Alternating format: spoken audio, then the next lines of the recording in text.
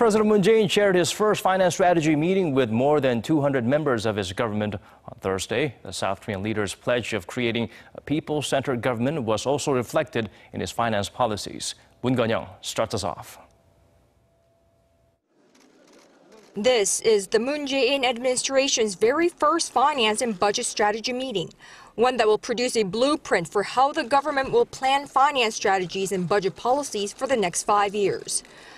During the meeting, which lasts into Friday evening, President Moon Jae-in, along with some 220 others, including his cabinet members, chief aides, budget officials from various levels of the government, and members of the ruling Democratic Party, mapped out the country's mid to long-term budget and finance management strategies.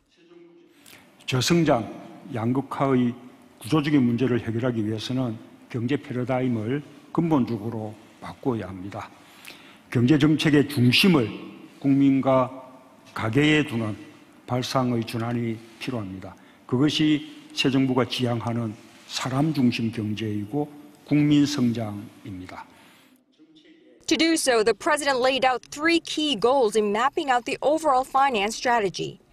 First and foremost, it should be a people-centered policy that invests in the people in bringing about practical changes to the quality of life. Second, finance policy that is inclusive and balanced, one that places utmost priority in narrowing the social and economic divide.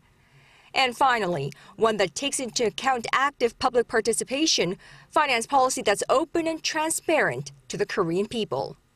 But at the center of it all, 역시 일자리입니다.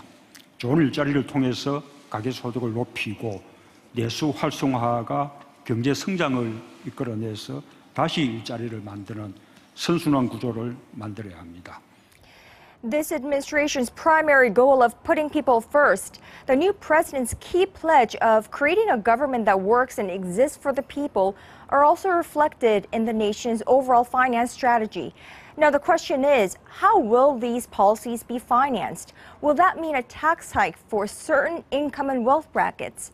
Well, those will be discussed in the 2-day meeting as well.